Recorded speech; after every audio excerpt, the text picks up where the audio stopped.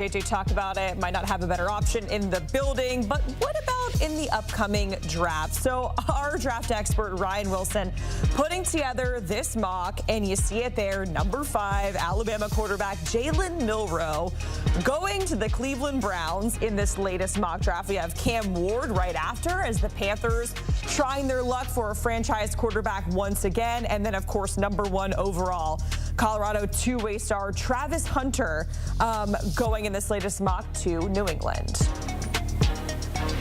Let's get into the mock with Ryan Wilson himself, the maker of the list. And we're going to start, of course, with the first quarterback to go off the board in this latest mock, Ryan. That is Jalen Milroe.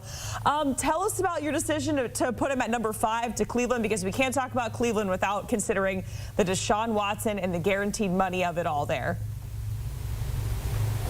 Hey, Jacqueline, good to see you. We just heard from JJ, and always informative listening to Jonathan. And he talked about whether there's a better quarterback in the room. I'll just say this. Joe Flacco went 4-1 last year when he literally got off his couch to help the Browns get to the Super Bowl. So they're going to have to find a better quarterback. They're going to have to eat all that money in Deshaun Watson, and they're going to have to move on. The body language was F- yesterday in that loss to the Commanders. And you might say, hey, Ryan, if your number 1 quarterback right now is Shedeur Sanders, which it is, why is he not going to Cleveland? And I think I just explained the reasons why. I can't envision a world, this is just me speculating, that Shedeur would go to Cleveland, but Jalen Milroe is a special talent. And here's our favorite player from back in the day, Jacqueline. I think he's better right now than Anthony Richardson coming out of Florida a few years ago. And Anthony was a top 5 pick, and he should have been. And I think Jalen Milroe is going to continue to grow in the Kalen DeBoer offense. He won't quite get to the level of Michael Penix the last 2 years, but I think he has plus athleticism. He's a better arm, and I think the things he can do in the run game makes him that much more versatile. And I think Kevin Stefanski, fingers crossed, if he's still around, is such a good offensive coordinator. He can get the most out of Jalen Milroe at the next level. Yeah, Ryan, our guy AR, he's really a boomer bust for us so far as we've seen him in the NFL. Let's talk about another team who could be in the market for a quarterback. It's certainly trending that way come the 2025 draft, and that is the Panthers. In this mock, you have them going out to get a franchise quarterback once again in Cam Ward, somebody who has the tools to be really special. If it is Dave Canales that is there, somebody who has a great track record with quarterbacks in Baker Mayfield and Geno Smith. Talk about that pairing and how you can see Cam Ward fitting into that system there in Carolina.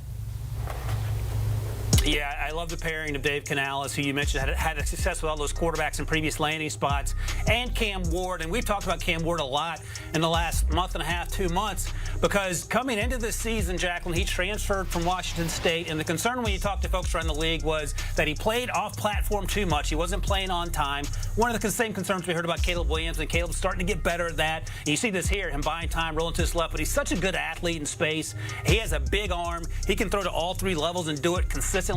And we know he can bring teams back. He's done it several times this year for the U. Big wins on the road last week against Cal, of course. I didn't stay for that. It was way too late. But the point is that Cam Ward is getting better each and every week. And I think teams are coming around to the idea of Cam, who was probably a 3rd-round pick coming into the season, is creeping up inside the top 32. Is he a top 10 pick right now? Not all teams would tell you that. But the Panthers are moving on from Bryce Young. And I think the question with Bryce, who played in mop-up duty yesterday, because Dave Canales said he didn't want Andy Dalton to get hurt, you have to trade him somewhere, start over, and I think starting over starts with a quarterback like Cam Ward. Yeah, there's been a lot of theories out there that maybe Bryce should head south and go to Miami with the whole Tua situation. We'll have to see what happens there with Bryce Young. But back to the mock draft, we're talking about the Titans. You have them taking a running back whose Heisman odds have certainly skyrocketed in the last couple of weeks, and Ashton Jenkins. So if they do want to work with Will Levis, continue to build him, how does Ashton Jenkins fit into this current offense, Ryan? Yeah, and you touched on the most important 2 words there, Jacqueline. Will Levis. Is he the future in Tennessee for first-year head coach Brian Callahan? We've seen the frustration Callahan has had with the way Levis has played early in the year. But Ashton Jenkins solves a lot of problems for young quarterbacks and old quarterbacks. He is so incredibly special. I never thought I would have a running back going in the top 10. But here we are. I think he's better than Bijan Robinson coming out. I think he's better than Jahmyr Gibbs coming out. And that is high praise because I love both those running backs coming out several years ago. One went number 8 and one went number 12. Jenkins does it all. He does it all each and every week. And he will simplify things for Will Levis, who has a tendency to get himself in trouble with boneheaded mistakes. Lean on the run game, continue to grow as a passer. Maybe go offensive line here if you want to, but the left side of that offensive line has 2 first-round picks on it. I think they're getting better. I'm taking Ashton Jenkins here. Ryan, it was like the last 2 seasons we keep talking about the running back position being devalued, and when we look at the tape there, I'm like, whoa, are things starting to swing the other way with Jenkins, who is the odds-on favorite with the Heisman? It's kind of crazy to think about. Back to teams that are going to be in the market for a quarterback. We have to imagine that the Raiders are probably going to be in that position come the 2025 draft. And I know that Shedeur is your #1 quarterback overall, but how could he potentially last until the 10th pick? I know you already touched on it when it comes to Cleveland, but, why not a Panthers situation? Why do you have him here fitting with Vegas? I like the athleticism of Cam Ward a little more in Carolina. If they took Shedeur Sanders, I could get that too. But I think just the idea of Shedeur Sanders in Vegas makes all the sense in the world. You have the armband with the watch celebration. That feels like something you do in Vegas at 2 in the morning when you're rolling out of the buffet. And I think what Shedeur Sanders has been able to do behind a really suspect offensive line in Colorado for 2 years now and do it consistently translates to the NFL.